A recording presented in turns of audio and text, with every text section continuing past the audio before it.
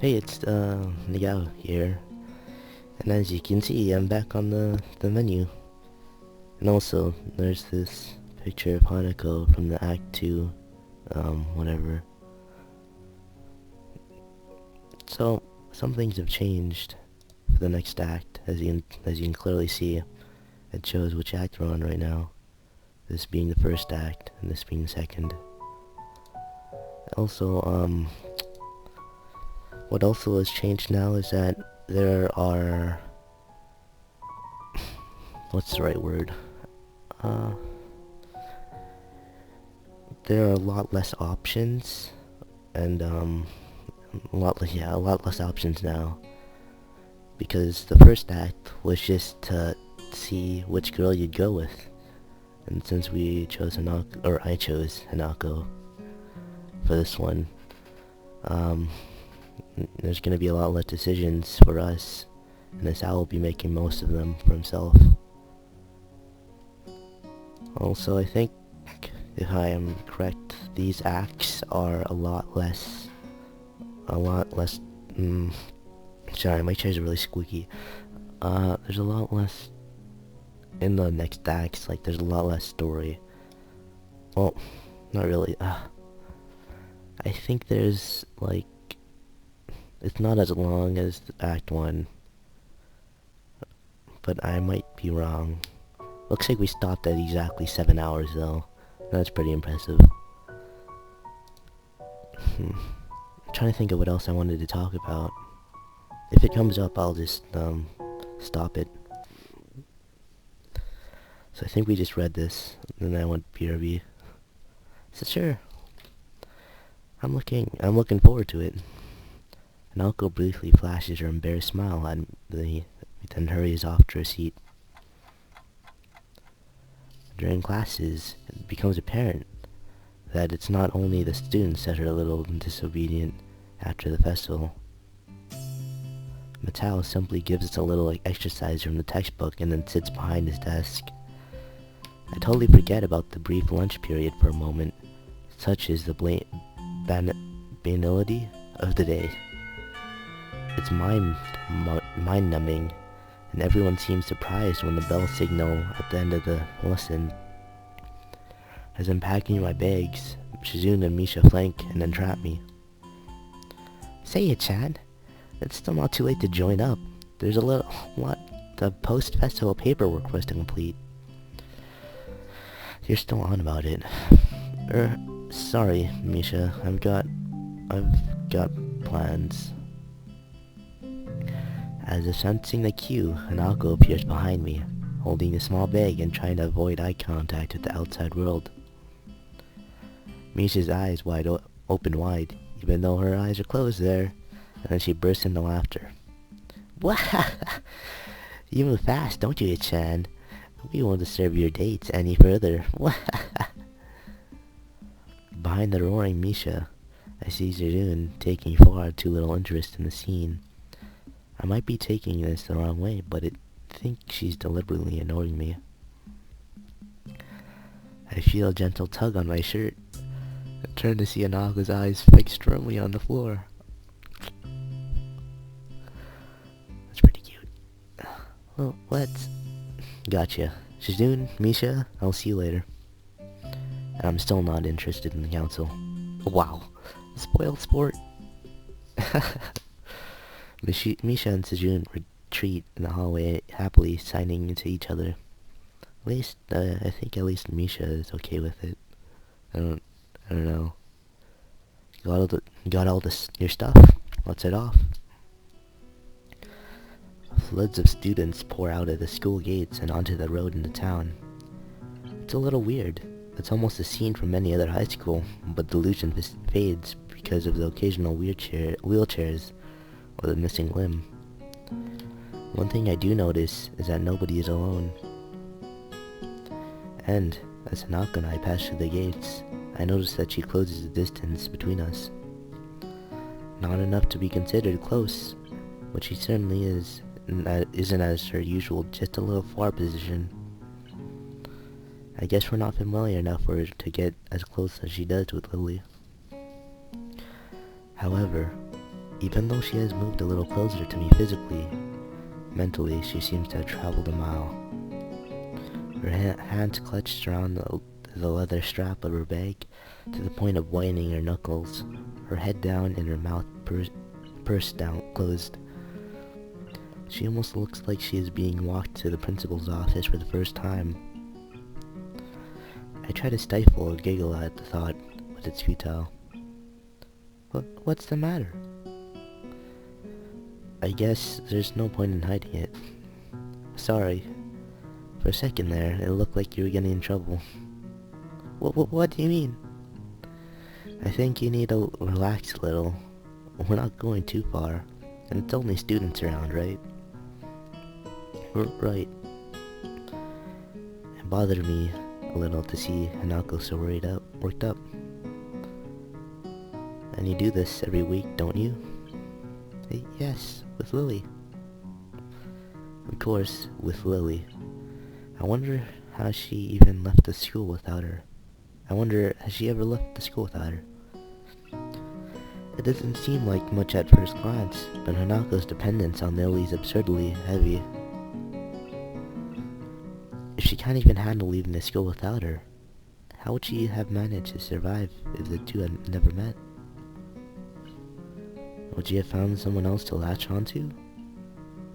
And what drew her to Lily?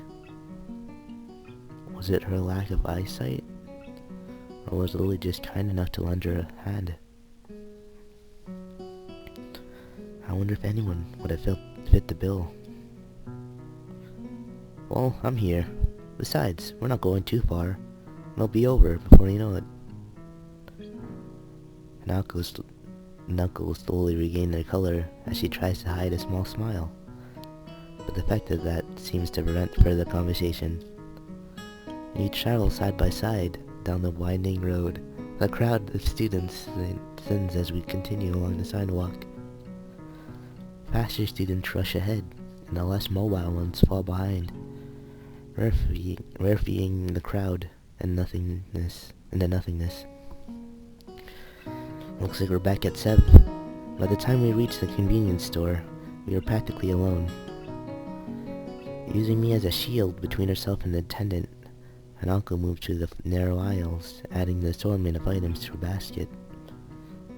Bread, milk, tea, thyme? What kind of convenience store sells herbs? Actually, I thought it was pretty in Japan or something. At least the convenience stores are like a lot useful, like they're really convenient. Then again, nothing about this town seems normal, which may not be such a bad thing in retrospect. Everything is so different and uncomfortable. Dwelling on such matters isn't really an option. When I think about that, it reminds me of Hanako.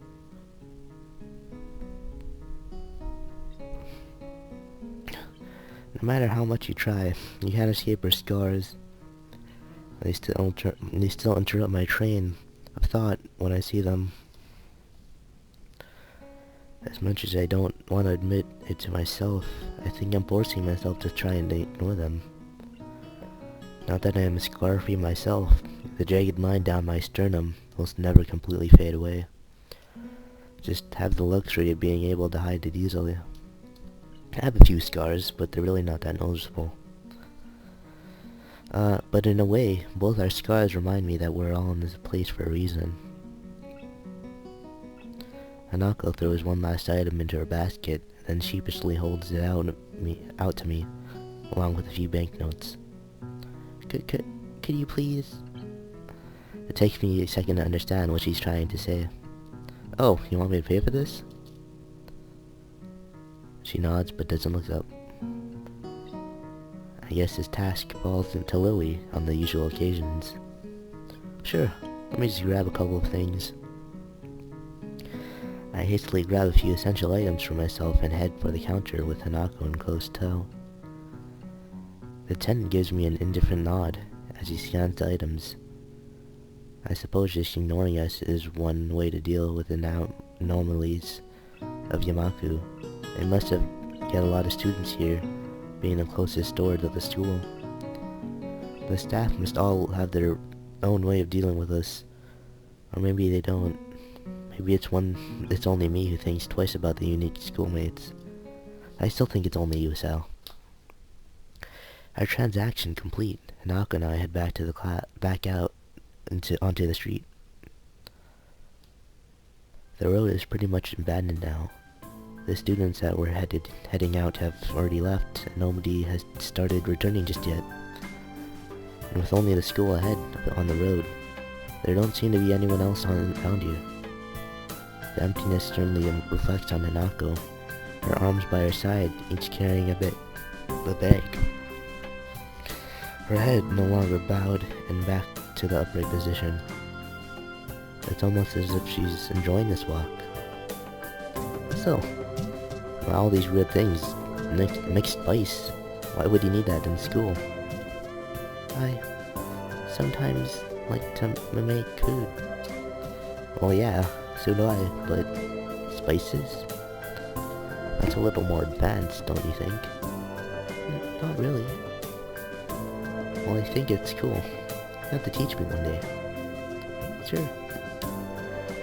She doesn't seem all that sure, but pushing the point doesn't seem all that wise. At the very least, she seems a great deal happier than on the walk down here.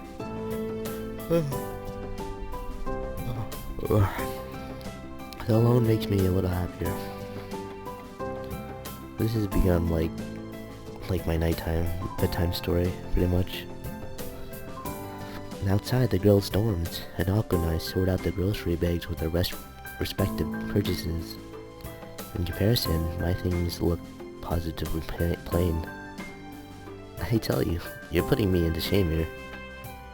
No, I'm not. I'm only joking. I have a stack of homework that I skipped last week, so I must leave now. I do too, Sal. Will you be alright getting that to your room? Yeah. Sure. Okay then, I'll see you tomorrow. Bye-bye. We part ways, and I return to my room. Piles of papers sit upon my desk, begging to be completed. The entire ruckus of last week, I'd barely had any time to catch up. For me, it's right under my arm actually. I'm pressing the space bar. I have my keyboard set up so it's like up a higher level than the desk. So I have my hand under it with my thumb on the space bar. Then I have my homework resting for like an armrest on the desk. I try to keep up with my studies while I was in hospital, but with some of this stuff I've never seen before, even back in my old school. Except, Sal being busy, I'm not really being busy, I'm reading this. Totally unprepared, I pop on the top of a can of drink and get to work. I'm sorry, Sal, but I only have water.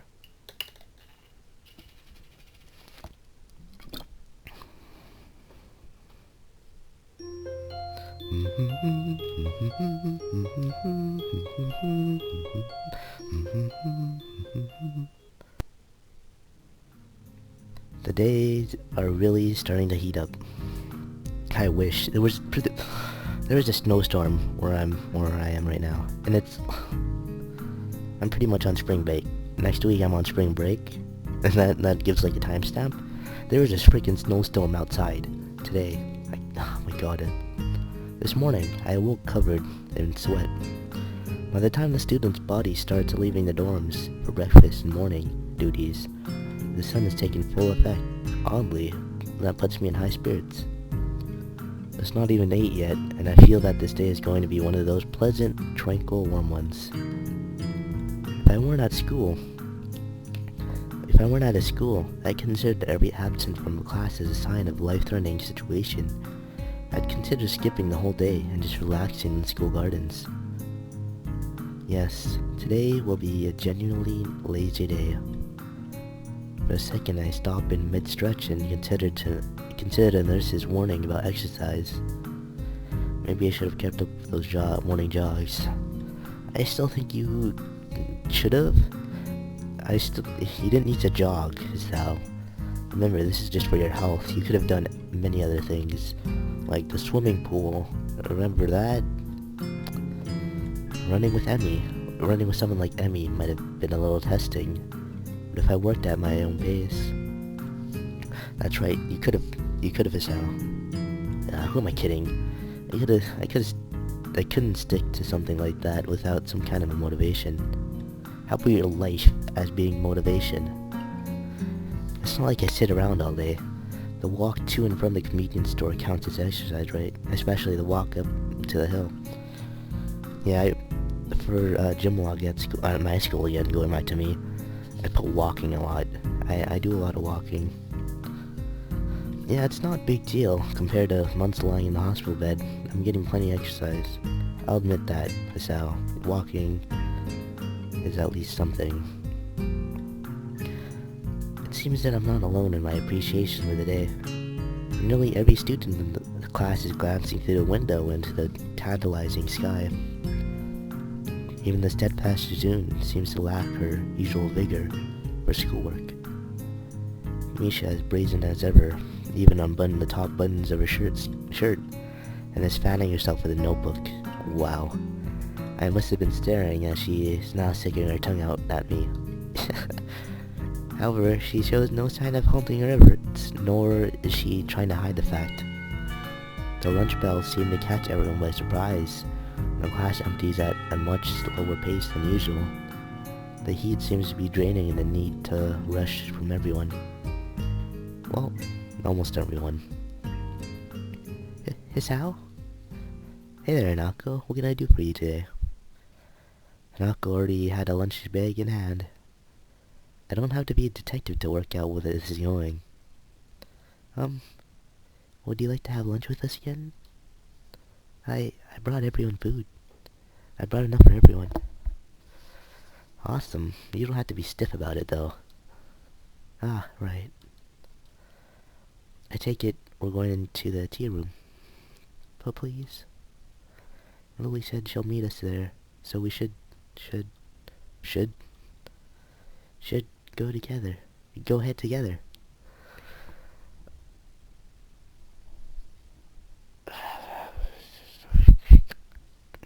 Sounds like a plan. The seed is pretty hungry. Naku breathes a sigh of relief. I gather my things together.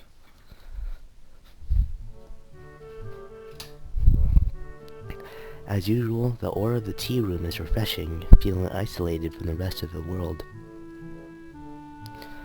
Then again, the usual din of the school seems to be a bit subdued, most likely from laziness promoted by heat exhaustion. Hanako slowly spreads her food on the table, is intently focusing on every little movement as she is trying to keep her mind off the other thoughts. It's not much, but I can tell from her demeanor that she has prepared everything with utmost care. I guess Lily isn't here yet. Should we start without her? She'll be here soon. Hanako struggles with the lid of the container of rice. Here, let me help with that. I take the container from Hanako's hands and try to force open the lid. Try as I might, it seems to be wedged shut. You try to be a man, Isao? Looks like it didn't work at all. Let me guess. Did you put this in while the rice was still hot? Yes, I was in a rush. I put the container on the table between us. I thought so. Looks like this is wedged shut. We'll need some hot water to get it open. But that could be a pain in here. We get water everywhere. Well, in that case, how about I contribute to today's meal? At the door, Lily smiles while holding up a bag stocked with various buns and bread rolls. I can't help but do the same. Since you two had I think I forgot, like, a sentence or something there. Because that didn't sound right. Since you two had a change of plans because of me, I thought I would bring a little something. Thanks, Lily. Here, let me get that for you. With a little guidance, Lily's bread assortments join Sanako's riceless platter. I hastily make some tea to complete the picture. Well, I'm looking forward to this. As I take a bite, I notice Hanako trying her hardest not to look like she's looking at me. It's nothing special, but then again, I can't really complain. I'm pretty lazy when it comes to cooking for myself. Not bad. I guess it's made with stuff you bought yesterday? Yes. Hanako's eyes shout at me, begging for some kind of feedback. Well, it's clearly worth it. Thanks, Hanako. I wanted to show you this after yesterday.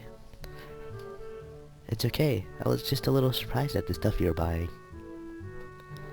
Hanako's always liked to experiment when it comes to food. I think it's good most of the time. Most of the time. While Lily's smile doesn't waver, the slight change of her tone tells me that things have not gone well in the past. It's not like Hanako has many people to sample her cooking. Hang on. Was Lily waiting for me to go first? She didn't start eating until after I said it was alright. Her cheeky grin tells me that was a deliberate action on her part. I'll have to try and work out how to get one over her in the future to make us up for this. Well, it's good, and that's all that counts, right? Right. Lily, satisfied at not being first to try sample Hanako's creation, begins to consume the food in front of her. I find myself staring as I watch her chopsticks gently touch the plate.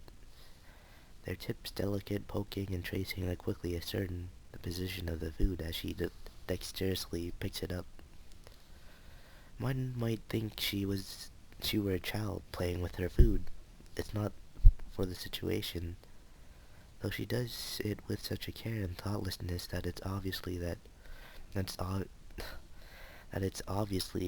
this is. Alright, let's try that again. One might think she were a child playing with her food. If not for the situation, though, she does it with such a care and thoughtlessness that it's obvious that this is simply how she eats this kind of meal. Not wanting to miss out, I start filling up myself. Hanako takes a different approach, waiting until Lily and I have our hands clear before quickly snatching up her share. Before long, the container's empty, save for the still shut rice container. Thank you, Hanako. That was filling. No, thank you for the bread. Yes, it would have been a disaster if it not for that. You are both welcome. But now I must be getting back. It's far too easy to be late after eating here. Yeah, I see what you mean. I think we'll just clean up here and then head off. Well then, goodbye. Good day.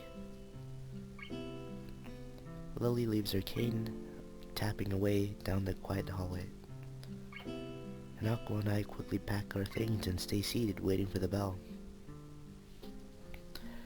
Together we stare out the window and into the endless azure sky. If it weren't for the pealing of bells, I would have sworn the time had stopped. The urge to skip classes rise into my gut. I shoot a glance at Hanako, who shows no sign of moving either. Not just yet. The interval between the warning bells and the end of lunch passes in the blink of an eye.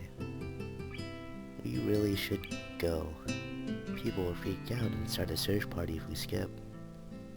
Hanako sighs. You're right. Slowly she rises to her feet and I follow suit. Silently we make our way up to the old stairs to the 3rd floor, and then to our classroom. At the door I take point and open the door ahead of Hanako, bowing my head down in apology in advance. I'm sorry we're late, teacher. I'm greeted not by stern words, nor by an angered instruction to take my seat, but simply by the silence created by 15 or so students trying not to laugh. Matao even tardy as ever, has yet to arrive. However, the fact that Hanako and I have arrived together is plainly obvious. Make that 14 students trying and one student failing. The lovers return. I can't yell, laugh. It is like 1 in the morning. Yeah, thanks. You can calm down now. I stepped through the door and realized that Hanako was firmly pressed against my back, hiding herself in the class. Also, it's Monday. It's Monday. Yep. With my steps coming closer to my desk, she eventually breaks from me and stiflingly walks to her own. Her efforts to mentally block everyone's presence from her mind are written fairly clearly on her face. Quickly checking the door for any signs of the teacher's arrival, I make a trip to Hanako's desk and whisper in her ear. Don't worry about Misha. She's always like this. I enjoyed myself today. Don't sweat it, okay? Hanako nods her head behind her folded arms, but still doesn't show her face. I yearn to stay and console her more, but Matao picks the exact moment to enter the class, halfway through his lecture, as if he started it in the hallway. Which, of course, is directed proportionally to the change, but inversely proportionally to the square of the distance. He's so engrossed in his speech that he doesn't even notice me sneaking back into my seat from Anako's desk. While Matao's spiel rambles on, Misha leans over to me. The teacher may have not noticed your tardiness, but I did. Not much is obvious, but the show you just put on. I've been instructed to let you off the hook for today, but only on one condition. Oh, and what would that be? You had to help us this afternoon. I crane my neck to look over Misha's shoulder. Shizune is conveniently not making eye contact with me. Fine, just for today. I've already told you I'm not joining the student council, remember? Of course, doing this could be considered. She looks down at her notebook, obviously looking for a place in her script. Under duress and hence would be against regulations. How very strange for you to be considerate of the regulations now. Oh wait, Hisao. Things should be done by the book. It's just that the book hasn't been written for every situation, so there are times when it can be ignored. And yet, you two wonder why no one else wants to be... Hisao, you're being pretty rude. You're being really rude. You know, they helped you out on like the first day. And of course, yeah, they're pushing you to join student council. But I don't know. Yeah, that's pretty rude. You're being pretty mean to them. After poking her tongue out at me, Misha returns to her workbook and we battle our way through the latter half of the school day. Maybe they're just joking or something, I don't know. Before I can even stand up, Misha and Shizuna place their hands on both my shoulders. Hey, I'd said I'd help out. Damn. This is just insurance, Hisao. Insurance. Hisao. Hanako timidly tries to leave the room, but circling around us, and I suddenly realize that this may be my one chance to escape. Oh hey, Hanako, what's up? Hey, what makes you think you've got the time to chat? Oh, relax. This won't take long. Sorry, Hanako. You were saying? I was going to the library, and I thought... Hanako's thumbs dance around each other, and her eyes flit around the room, looking everywhere but at us. Sorry, Hanako, but Hisao has to come with us. He's got work to do.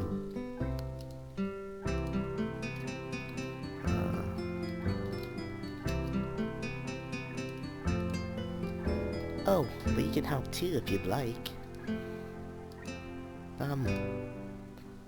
So how about it, His Sal? Save. It has been 25 minutes since I restarted this. Alright.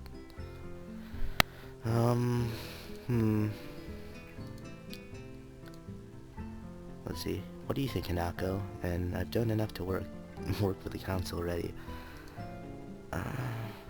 Geez, that second one, this one is pretty mean still.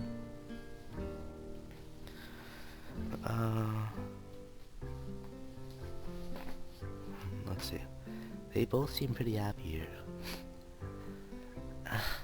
I know Hanako. Let's just roll with it, you know? Let's just roll with it. Fuck the council. Hey Shizune, I know I said I'd help, but I forgot I already made plans. Besides, I helped out more than my fair share last week, didn't I? I promised I'll make it up to you for some other time. Shizune and Misha release their grip on me and have a long, deep, and silent conversation.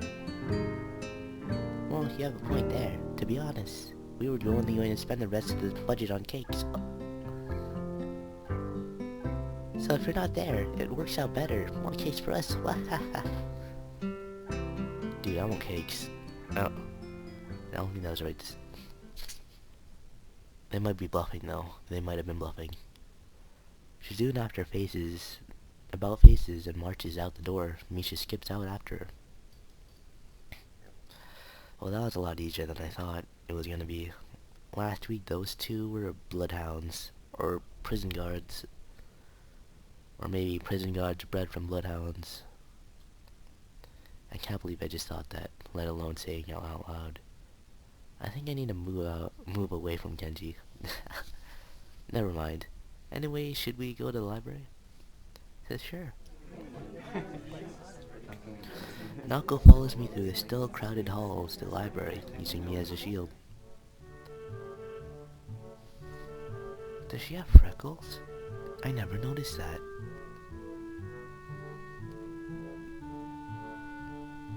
Huh. As soon as we're through the door, Nako bolts for the counter where Yuko is stacking books. Before I can catch up, Hanako has whispered something to her. You'd find that in non-fiction, but I don't know where exactly. If you want, I can look it up. Never mind. Hey, Yuko, what's this all about? Oh, Hisao, Hanako is just looking for a book on...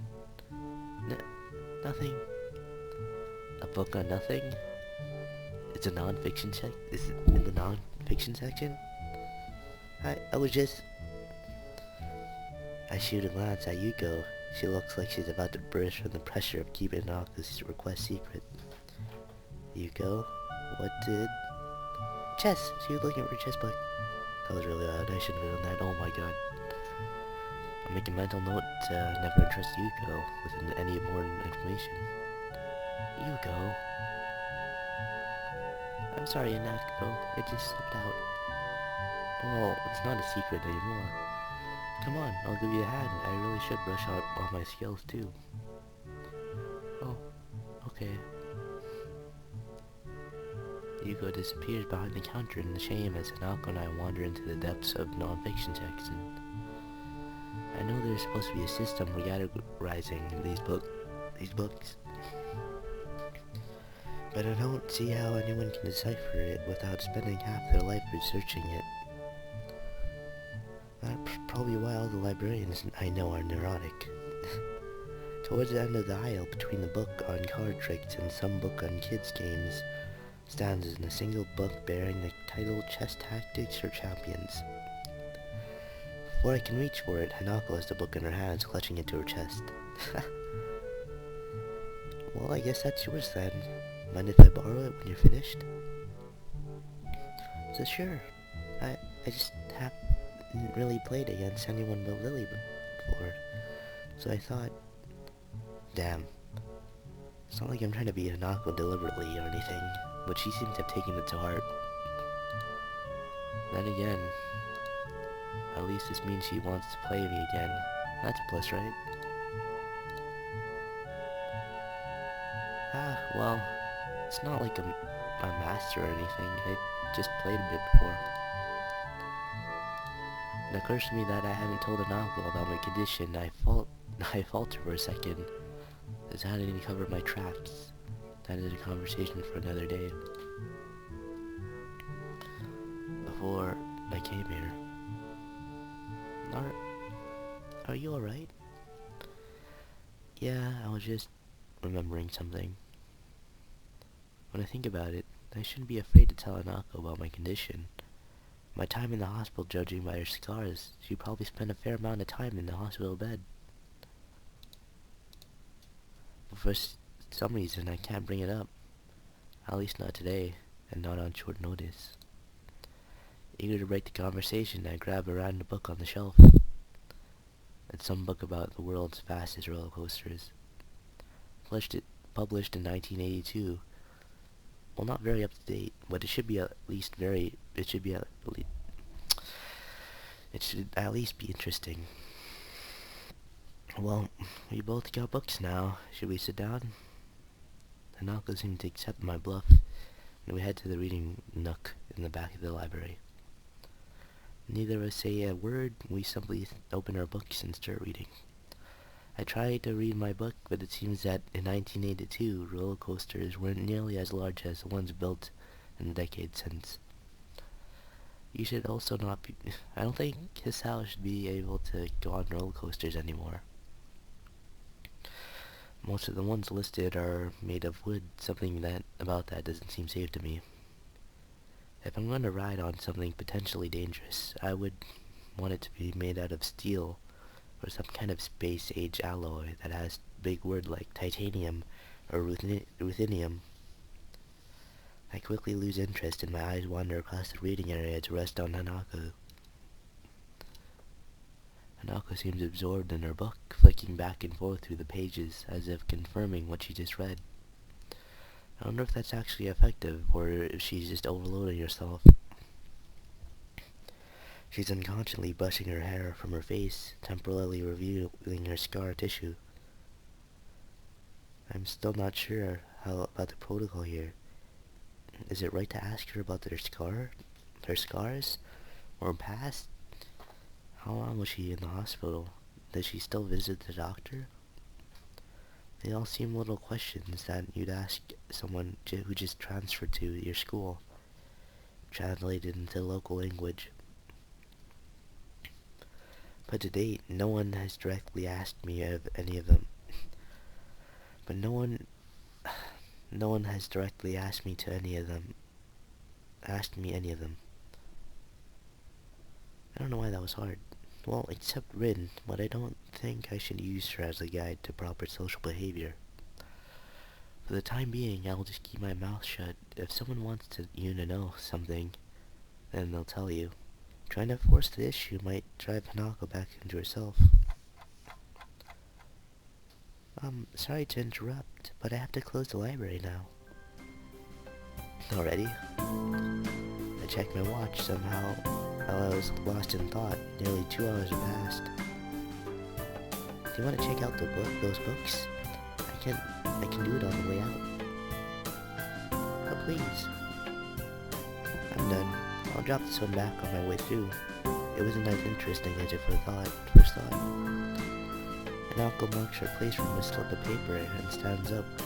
I will head to the counter and I return my book to what I think is the white shelf. Yuko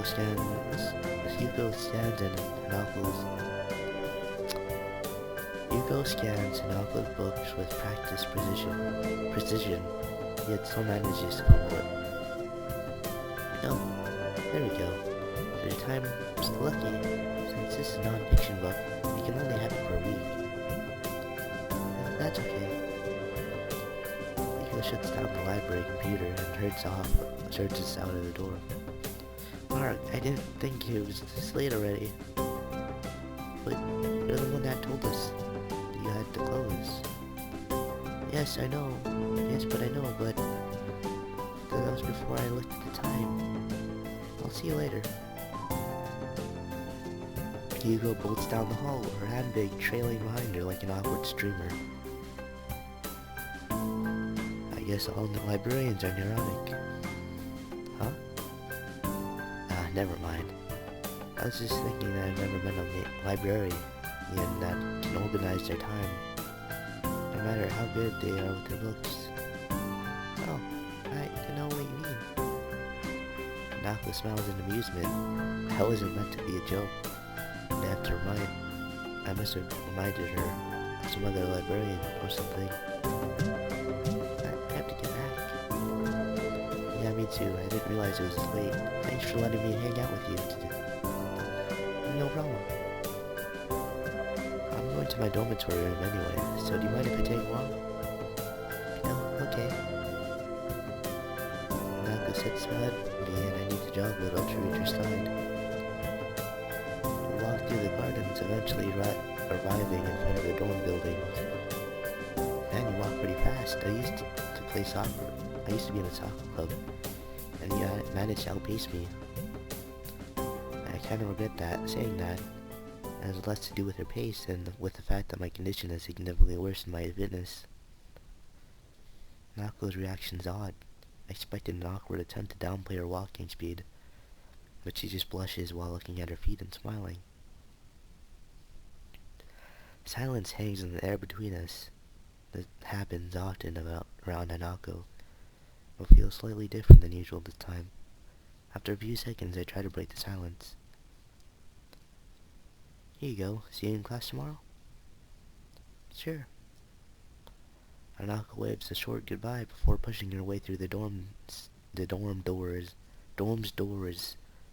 I stand and look at them for a while before making my way down to my own dormitory room. That was actually a really fast day, considering. I gotta go. Just for now, I gotta go. Because, as you remember, I got homework and I probably should do that. Yeah, so I'll see you guys next time, whenever that is.